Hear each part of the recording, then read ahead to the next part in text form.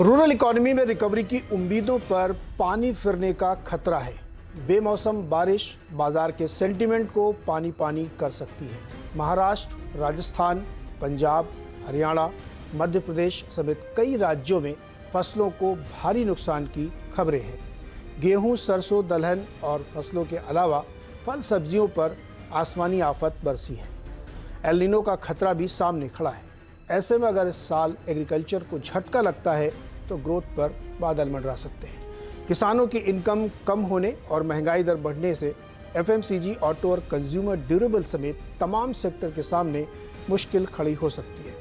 तो क्या बेमौसम बारिश से बाजार के सेंटीमेंट को दिक्कत होगी, को नुकसान होगा?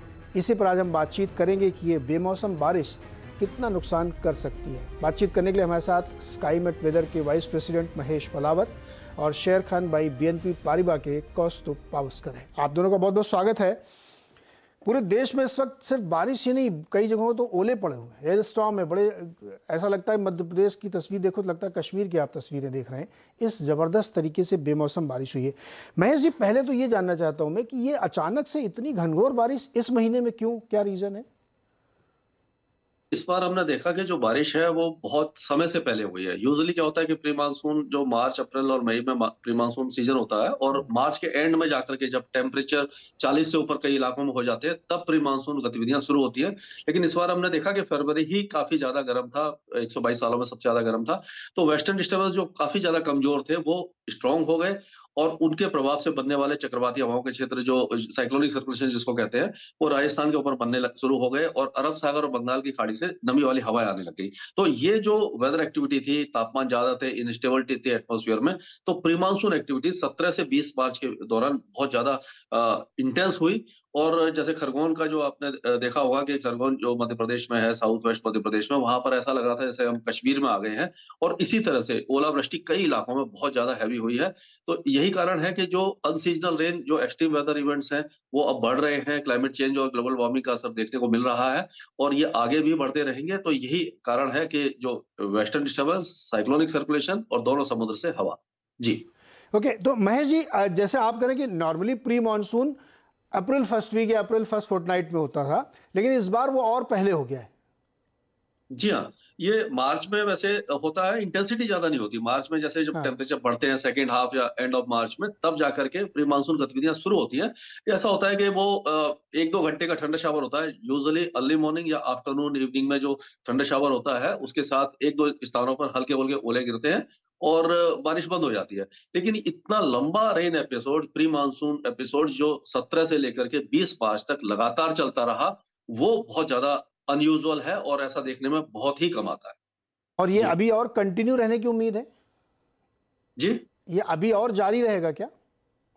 जी, अब ये आज से बारिश की गतिविधियां ऑलमोस्ट खत्म हो गई हैं, पूरा उत्तर भारत में, मध्य भारत और पूर्वी भारत में। लेकिन एक और नया वेस्टर्न डिस्टर्बेंस आ रहा है हम्म। जो 23 मार्च को पहुंचेगा। उसका प्रभाव फिर से देखने को मिलेगा और 23 मार्च की दोपहर बाद से एक बार फिर जो पंजाब, हरियाणा, दिल्ली और हम्म। उत्तरी राजस्थान में बारिश हो सकती है, ठंडा शावर हो सकता है। और 24 मार्च होते होते राजस्थान के ज्यादातर इलाके फिर से कवर हो जाएंगे। केवल दक्षिणी भागों को छोड़ करके पूरा राजस्थान कवर होगा। पंजाब, हरियाणा, दिल्ली और पश्चिमी उत्तर प्रदेश के कुछ भाग भी कवर हो सकते हैं। यानी कि 24 तारीख को एक बार फिर से हम्म। इंटेंस वेदर एक्टिविटी होगी। 25 तारीख होते होते वेदर एक्टिविटी फिर से खत्म हो जाएगी और 26 से एक तरह से पूरा क्लियरेंस है और आगे कम से कम एक सप्ताह की राहत है। तो हम्म। ये 23 और 24 तारीख एक बार फिर से क्रूशियल है।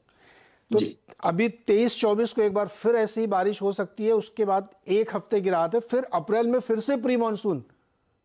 देखिए, वैसे अभी से इतना लंबा फोरकास्ट मुश्किल होता है बताना। हाँ। लेकिन क्या होता है कि जब अप्रैल आता है तो टेम्परेचर काफी ज्यादा बढ़ने लग जाते हैं। उस समय अगर कोई साइक्लोनिक सर्कुलेशन हम्म। बनता है या कोई अच्छा पश्चिमी विक्षोभ आ जाता है हम्म। तो प्री मानसून गतिविधि फिर से हो जाती है। लेकिन यूजुअली क्या होता है कि शॉर्ट स्पेल होते हैं। एक दोपहर या देर शाम के समय 1-2 घंटे की बारिश कुछ इलाकों में होती है और खत्म हो जाती है। और उस समय ऐसा नहीं दिखाई दे रहा। अभी जो मॉडल दिखा रहे हैं अगले 15 दिनों के दौरान कि हम्म। वाइड स्प्रेड और जो कंटिन्यूअस रेनफॉल नहीं है। हम्म। तो बीच-बीच में बौछारें पड़ती हैं। क्या होता है कि ये नेचर अपने आप को बैलेंस करता है। जब अप्रैल और मई में तापमान बढ़ने लग जाते हैं, 45-46 तक पहुंचते हैं, तब ये उसको जो आइसोलेटेड थंडर शावर वगैरह होते हैं, आंधी वगैरह आती है उत्तर भारत, मध्य भारत में और पूर्वी भारत में काल वैसाखी वगैरह, तो वो 1-2 घंटे का एपिसोड होकर के तापमान को थोड़ा कम करके फिर से नॉर्मल हो जाता है।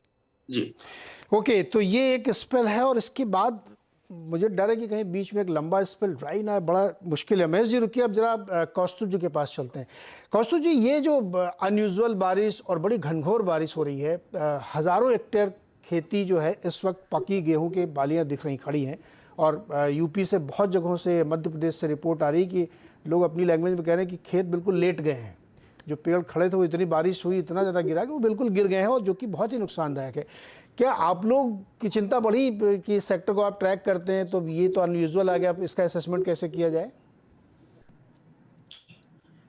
से अगर हम FMCG sector point of view से अगर कहेंगे तो ऑब्वियसली हमने देखा कि रूरल सेंटिमेंट्स तो ऑलरेडी वीक है because of the high inflation, और अभी रबी का काफी एक्सपेक्टेशन था कि रबी क्रॉप अच्छा रहेगा, तो उससे कारण थोड़ा बहुत सेंटिमेंट्स में इम्प्रूव होगा।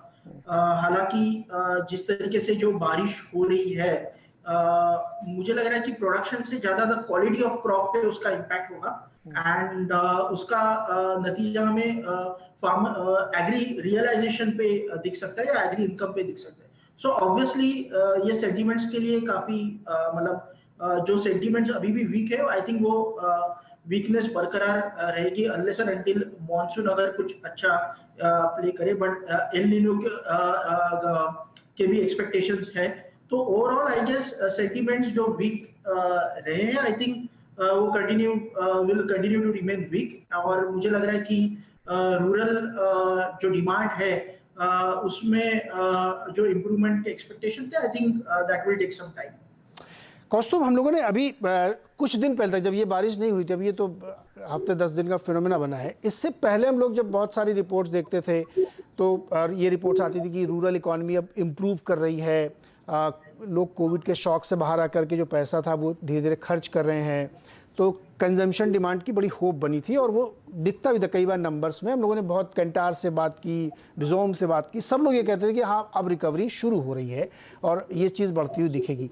लेकिन ये तो एकदम से ऐसा आया कि जब आप भी कह रहे हैं कि अब ये एक सेंटिमेंट तौर पे काफ़ी नेगेटिव रहेगा, तो एक बात आपने कही कि हो सकता है कि उपज उतनी ही हो, यानी उदाहरण के लिए एक कुंटल गेहूं होता था तो 1 कुंटल ही होगा, लेकिन उसकी क्वालिटी बहुत इन्फीरियर होगी, जिससे सीधा आपके इनकम पे इम्पैक्ट आएगा। तो ये जो फिनोमेना अब बन रहा है, ये जो अभी तक की रिकवरी हो रही थी उस पर बिल्कुल पानी फेरने के लिए काफ़ी है, या हम लोग जल्दी ज़्यादा असेसमेंट कर रहे हैं इसका? आई थिंक जो आपने बात की कि थोड़ी बहुत रिकवरी दिखी थी, सेंटिमेंट्स इंप्रूव हो रही थे। नॉर्मली जब फेस्टिव सीजन आता है, जैसे होली था, होली के पहले के ये नंबर्स थे कि जहाँ पे थोड़ा बहुत सेंटिमेंटल इम्पैक्ट से आपकी खरीदारी थोड़ी इंप्रूव होती है। बट अगर ओवरऑल अगर हम ट्रेंड देखेंगे, अभी तक डिमांड या सेंटिमेंट्स में वीकनेस बरकरार है। जो एक्सपेक्टेशन था कि रबी क्रॉप अगर अच्छा होता है तो वो इम्प्रूवमेंट हमें दिखेगी। जो आप बात कर रहे हो कि थोड़ा बहुत इम्प्रूवमेंट दिखा, आई थिंक वो होली के पहले का थोड़ा बहुत सेल्स में जो इम्प्रूवमेंट आता है वो मे भी रहेगा, बट जो डिमांड अगर हम देखेंगे वहां पे कुछ इतना मेजर इम्प्रूवमेंट नहीं रहा है। जो एक्सपेक्टेड था कि थोड़ा रबी से हमें रबी क्रॉप से थोड़ा अगर बेटर होता है या रियलाइजेशंस बेटर होते तो इम्प्रूवमेंट दिखेगा, बट मुझे लग रहा है कि it will take some time. इतना मतलब जल्दी इम्प्रूवमेंट नहीं होगा जो एक्सपेक्टेशन था, और मुझे लग रहा है कि वो वीकनेस जो है वो मेंटेन रहेगी जो सेंटिमेंट्स में है वो, unless and until we get clear picture कि हाउ थिंग्स पैन आउट। यहाँ हमने ये भी सुना है कि काफी सारे स्टेट गवर्नमेंट्स और गवर्नमेंट हालांकि थोड़ा बहुत कॉम्पेंसेशन की बातें भी हो रही है, but I guess it will take some time to come out with the clear picture कि कितना नुकसान हुआ है और कैसे गवर्नमेंट उनको कॉम्पेंसेट करेगा। ये something which we need to wait and watch, but in terms of sentiments I think it will continue to act as a dampener for the rural sentiments। जी, महेश जी, खेती किसानी के लिए ये जो बारिश हुई है ये बहुत ज़्यादा नुकसान कर देगी, थोड़ा नुकसान करेगी, या आपको लगता है कि ऊंच नीच होकर के फाइनली मैनेजेबल होती है, क्योंकि कई बार ऐसी बारिश होती है लोग एकदम से परेशान हो जाते हैं लेकिन फिर धीरे से मैनेज हो जाती है। लेकिन इस बार का स्पेल थोड़ा लंबा और बहुत हैवी रेन वाला है। आपका असेसमेंट क्या कहता है, कितना नुकसान हो सकता है किसानों को? समय ये जो अनएक्सपेक्टेड इतना लंबा स्पेल यूजुअली नहीं देखने को मिलता। इस बार हमने देखा कि लगातार हुआ है, 4-5 दिन बारिश हुई है और सबसे बड़ी बात यह है कि इस स्पेल में हवाएं चली हैं, तेज बारिश के साथ ओले गिरे हैं। जो ओले गिरते हैं तो फसलों को नुकसान पहुंचाते हैं, और जब बारिश हैवी हो जाती है और उसके साथ तेज हवाएं चलती हैं तो जैसे आपने बताया कि फसलें लेट जाती हैं या एक तरह से बिछ जाती है पूरी, और जो बालियां हैं वो झड़ने की संभावना बन जाती है। तो इसीलिए नुकसान थोड़ा सा ज्यादा है, और खास करके जीरा और इसबगोल की जो फसलें हैं वो राजस्थान में डैमेज हुई हैं। उत्तरी गुजरात में भी कुछ जो राजस्थान से सटे हुए इलाके हैं वहां पर भी डैमेज हुआ है, और मध्य प्रदेश के कई इलाकों के साथ साथ पंजाब हरियाणा में लेटर पार्ट में हुआ है, 19-20 तारीख को जो बारिश हुई है उससे हुआ है, और उत्तर प्रदेश के कुछ भागों में। उत्तर प्रदेश में बहुत ज्यादा हैवी स्पेल नहीं हुआ, केवल पश्चिमी उत्तर प्रदेश में ही देखने को मिला है। तो नुकसान तो है, और अब ये जो गर्मी आएगी यानी कि टेम्परेचर फिर से बढ़ेंगे ये 2 दिनों के एपिसोड के बाद, 23-24 के बाद, तो फिर से हो सकता है कि कुछ संभल जाए। और अगर ये तापमान बढ़ते हैं और जो पानी जो है वो सूख जाता है तो हो सकता है कि कुछ रिकवरी इन फसलों में देखने को मिल जाए। लेकिन जो डैमेज है वो तो हो चुका, और आगे अब मानसून भी बहुत ज्यादा इतना उत्साहवर्धक दिखाई नहीं दे रहा है। तो ऐसा लग नहीं रहा कि जो जैसे अभी कौशल साहब ने बताया कि थोड़ा तो नुकसान है किसानों को, और ये काफी इलाकों में देखने को मिल रहा है। पलव जी, एक क्वेश्चन और, आप लोग ये एल नीनो वाला कितना डिस्काउंटिंग लेके चल रहे हैं, इसकी कितनी संभावना रहने की? देखिए, अल नीनो तो 100% है, क्योंकि पहले से ही इंडिकेशन दिखाई दे रहे थे, जनवरी से ही इंडिकेशन आना शुरू हो गए थे। लेकिन क्या होता है कि स्प्रिंग बैरियर जब होता है तो जो सारे इंटरनेशनल मॉडल हैं, हमारे मॉडल हैं, वो बहुत ज्यादा एक्यूरेसी नहीं दे पाते। लेकिन इंडिकेशन दिखाई दे रहा था, 3 साल से ला नीना चल रहा था, और उससे पहले 2019 में अल नीनो था, लेकिन उस समय इंडियन ओशन डाइपोल बहुत ज्यादा पॉजिटिव था। तो अल नीनो के बावजूद अच्छी बारिश हुई थी। तो लगातार 4 साल अच्छी बारिश हुई है, और ट्रिपल डिप ला नीना था जो बहुत रेयर होता है। अब जाकर के वार्मिंग शुरू हुई है, न्यूट्रल कंडीशन आ गई है, धीरे धीरे ईस्टर्न पैसिफिक में वार्मिंग शुरू हो गई है, और ये अल नीनो की तरफ जा रहा है। तो अल नीनो तो श्योर है, लेकिन कितना स्ट्रॉन्ग अल नीनो होगा ये अप्रैल के फर्स्ट वीक में जाकर हम अनुमान जारी करेंगे, वैसे ही आईएमडी भी जारी करेगा। तो चांसेस तो यही दिखाई दे रहे हैं कि इम्पैक्ट मानसून के ऊपर जरूर पड़ेगा, और कितना कम हो सकता है मानसून ये अभी देखने वाली बात है। तो और अल नीनो के साथ साथ आईओडी का क्या रोल होता है, वो पॉजिटिव होता है या नहीं। अभी तो मॉडल दिखा रहे हैं कि वो पॉजिटिव रहेगा, लेकिन अगर वो ज्यादा पॉजिटिव होता है तो अल नीनो के खतरे को थोड़ा सा कम कर सकता है। तो अभी थोड़ा सा समय और है, 15-20 दिन के बाद और ज्यादा स्थिति क्लियर हो जाएगी। जी कौस्तुभ जी, ये समस्या देखिए हमको थोड़ा इसलिए ज़्यादा हम लोग इस पे चर्चा भी कर रहे हैं कि एक तो एल नीनो आना है, कितना स्ट्रांग होगा नहीं होगा अभी पता नहीं है, फसलों को नुकसान हो रहा है, फ्रूट्स को, आम की पूरी फसल को बहुत नुकसान है, क्योंकि आम की जो छोटी छोटी इस समय होंगी अमियाँ लगी होंगी उसको टूट जाती है, जब बहुत तेज़ हवा चलती है या पानी बरसता है तो टूटती है। और फसलों को सबसे बड़ा दिक्कत यह है कि वो अगर उसमें मॉइस्चर आ गया, क्योंकि गेहूं अगर भीग गया तो फिर आप उसको दोबारा सुखाएंगे ना तो उसकी क्वालिटी बहुत इन्फीरियर हो जाती है, काला पड़ने लगता है और फिर वो बिकता नहीं है, फिर वो एमएसपी के रेट पे तो सवाल ही नहीं उठता बिकने का। ये गंभीर समस्या खड़ी हुई। हालांकि मुझे एक और इकोनॉमिस्ट थे, उन्होंने समझाया कि नहीं एल नीनो का उतना इम्पैक्ट हमको तो नहीं लगता, ये उनका अपनी राय थी। मैं ये जानना चाहता हूँ कि आप लोग एल नीनो को कैसे डिस्काउंटिंग दे रहे हैं या कितना सीरियस मान के चल रहे हैं? ये सीरियस बात तो है, क्योंकि अगर मानसून में थोड़ी भी कमी आती है तो फर्क तो पड़ता है। और सबसे बड़ी बात है कि जो शुरुआती दौर में जो बारिश होती है, सोइंग का जो समय होता है, उस समय मानसून कैसा रहता है, यानी जून के महीने में अगर अच्छी बारिश हो जाती है, जुलाई के शुरुआती मैं दौर जी में ये अच्छी सवाल बारिश मैंने हो जाती है। कौस्तुभ जी से भी लिया था। जी कौस्तुभ सर, आपके लिए। सी ऑब्वियसली एल नीनो तो एक थ्रेट तो है सेंटीमेंट्स के लिए, बट जैसे सर ने कहा कि उसमें भी काफी सारे फैक्टर्स है। जिस तरीके से बारिश अगर मतलब जो नॉर्मल से थोड़ी कम होती है तो मुझे नहीं लगता है कि उसका उतना इम्पैक्ट होगा। हालांकि हम देखेंगे पिछले कई सालों में बारिश का जो पैटर्न है वो भी काफी चेंज हुआ है। इनफैक्ट जून में हमने देखा है कि काफी कम बारिश होती है, बारिश ज्यादातर जुलाई, अगस्त, सितंबर ये महीनों में काफी होती है, और वो एक्सटेंड होती है अक्टूबर तक। तो ये पैटर्न काफी चेंज हो गया, उसके कारण इवन क्रॉप का पैटर्न भी हमने देखा है कि खरीफ क्रॉप का चेंज होते हुए। बट अगर एल नीनो के बारे में, और पिछले 3 साल अगर हम देखेंगे कि बारिश अच्छी होने के कारण रिजर्वोयर्स के जो स्तर है वो भी काफी अच्छे हैं।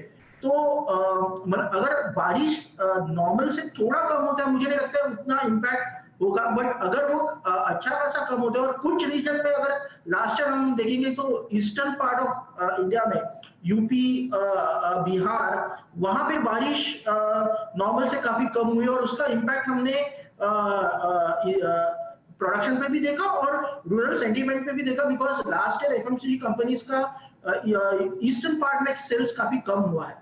तो अगर ये चीज बरकरार रहती है और बारिश कम होती है तो आई थिंक वो इम्पैक्ट हमें और ज्यादा दिखेगा ये रीजन्स में। But as I said it is till wait and watch. अगर नॉर्मल से थोड़ा कम होता है, मुझे नहीं लगता है उतना का कुछ ज्यादा इम्पैक्ट होगा, बट अगर if it is going to be region specific कि कुछ रीजन में अच्छा होता है, कुछ रीजन में continues to be damper, I think उसका इम्पैक्ट हमें देखना पड़ेगा कि कैसे डिमांड और सेंटिमेंट्स पे होगा। ओके, तो ये तस्वीर अब तक की निकल के आ रही जो ताज़ा घटनाक्रम हो रहा है उस पर एक छोटा सा ब्रेक लेते हैं। ब्रेक के बाद लौट के थोड़ा सा आउटलुक समझते हैं कि अगर हम पूरे स्पेल को देखें बारिश के और एफएमसीजी के सेक्टर के लिए तो उसमें क्या निकल के आता है। छोटे से ब्रेक के बाद उस पर बातचीत करेंगे। स्वागत है एक बार फिर से आपका। सेंटिमेंट पर पानी फिरता हुआ दिख रहा है बारिश की वजह से। बातचीत हम कर रहे हैं कि इसका क्या असर होगा मार्केट और रूरल इकोनॉमी और डिमांड पे। कौस्तुभ, एक सवाल आपसे है। एक लेटेस्ट रिपोर्ट क्रिसिल की कहती है कि ट्रैक्टर की बिक्री नए वित्त वर्ष में आधी रह जाएगी, मतलब 4 से 6% के बीच में रहेगी, जबकि पिछले साल मतलब 2020 से अब तक का CAGR 10% से ऊपर रहा है। हाई बेस भी इम्पैक्ट हो सकता है, लेकिन धीरे धीरे इक्वलाइज कह सकते हैं आप। एफएमसीजी को अगर हम पर्टिकुलर लेके चलें, जो सेक्टर आप ट्रैक करते हैं, तो FY24 के लिए क्या आप लोग वॉल्यूम ग्रोथ वगैरह लेके चल रहे हैं? देखिए, अगर एफएमसीजी सेक्टर के बारे में बात करेंगे तो ये साल एक्सपेक्टेशन था FY24 में कि जो रेवेन्यू ग्रोथ रहेगा एफएमसीजी कंपनीज के लिए, उसमें large contribution would be the volume growth, because जो रियलाइजेशन ग्रोथ FY23 में था was largely price led growth, क्योंकि हमने देखा कि कमोडिटी प्राइसेस और इनपुट प्राइसेस काफी बढ़ गए थे, तो कंपनीज को वो पास ऑन करना पड़ा कंज्यूमर्स को, और उसके कारण कंपनीज ने प्राइस इंक्रीज दिया और उसका इम्पैक्ट वॉल्यूम्स में देखा largely in the rural market, जहां पे sentiments were already weaker because of the higher inflation.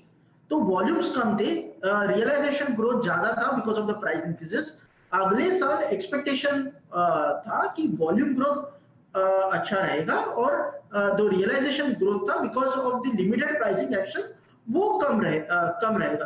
तो हम ये एक्सपेक्ट करके ही चल रहे कि वॉल्यूम ग्रोथ, जो रेवेन्यू ग्रोथ रहेगा वो लार्जली वॉल्यूम ड्रिवन रहेगा, लेकिन जो वॉल्यूम ग्रोथ एक्सपेक्टेशन था वो आई थिंक उससे थोड़ा कम हो सकता है, बिकॉज एक्सपेक्टेशन था कि रूरल इकोनॉमी में इंप्रूवमेंट होगा और उसका इम्पैक्ट हमें वॉल्यूम ग्रोथ पे भी दिखेगा। जो पिक्चर अभी थोड़ा सा मुझे लग रहा है कि रूरल डिमांड इंप्रूवमेंट में थोड़ा समय लगेगा, अगर ये रबी सीजन और खरीफ सीजन अगर खराब होता है, but still it is wait and watch. But expectation था कि FY24 में growth will be largely volume driven growth for the consumer good companies, और मुझे लग रहा है कि ये जो इम्पैक्ट होगा वो लार्जली रूरल सेंट्रिक कंपनीज के लिए होगा। अर्बन सेंट्रिक कंपनीज में हमने देखा कि अर्बन डिमांड काफी अच्छा था FY23 में भी, तो मुझे लग रहा है कि आगे चल के भी अर्बन डिमांड में मुझे नहीं लग रहा है कि इतना कुछ इम्पैक्ट होगा, बिकॉज इन्फ्लेशन के स्तर भी काफी कम हुए हैं और क्रूड प्राइसेस अगर हम देखेंगे वो भी काफी गिरे हैं, तो इन्फ्लेशन ओवरऑल काफी डिक्लाइन हुआ है। सो अर्बन डिमांड पे मुझे नहीं लग रहा है कि उतना इम्पैक्ट होगा, बट रूरल डिमांड में तो डेफिनेटली इम्पैक्ट होगा और वहां पे वॉल्यूम्स थोड़े कम रह सकते हैं। ओके, महेश जी, बहुत क्विकली एक आपका जवाब चाहिए। अगर एल नीनो को हम डिस्काउंट लें, प्री मानसून की इस बारिश को डिस्काउंट लें और पूरे स्पेल को देखें, तो वरीसम रहेगा या ओवरऑल मैनेजेबल रहेगा? देखिए, अभी तक जो बारिश ने जो नुकसान किया है, वो किया है और आगे लग नहीं रहा कि इतना बड़ा कोई लंबा एपिसोड आएगा प्री मानसून का। और जैसे क्वेश्चन ने भी बताया कि जो रिजर्वर हैं, वो ज़्यादातर फुल हैं और प्री मानसून बारिश भी अच्छी हो रही है, इससे पहले भी बारिश अच्छी हुई है। और जो अगर ये ला नीना के बाद एल नीनो का जो इम्पैक्ट है, अगर जैसे कि यूजुअली क्या होता है कि 80% जो एल नीनो ईयर है पिछले 50 साल में, उसमें हमने देखा है कि सामान्य से कम बारिश हुई है और उसमें से कुछ रीजन ऐसे हैं जो ड्रॉट लाइक कंडीशन है। अगर सामान्य से थोड़ी कम बारिश भी होती है, तो ये मैनेजेबल हो जाएगा और बहुत ज़्यादा इम्पैक्ट दिखाई नहीं देगा। और अभी तक ऐसा नहीं लग रहा कि ड्रॉट की तरफ जाएगा। ये इसकी संभावना काफ़ी कम लग रही है। बिलो नॉर्मल मानसून की संभावना थोड़ी-सी दिखाई दे रही है और कितना बिलो नॉर्मल होता है, ये देखने वाली बात है। जी। तो हम उम्मीद करते हैं कि इंद्र भगवान की कृपा बनी रहेगी और एल नीनो के टाइम पे भी अच्छी बारिश हो जाए, जिससे बिलो नॉर्मल मानसून ना हो और हमारे सेंटिमेंट पे पानी ना फिरे। बहुत बहुत शुक्रिया कौस्तुभ जी आपका और महेश जी आपका इस चर्चा में जुड़ने के लिए।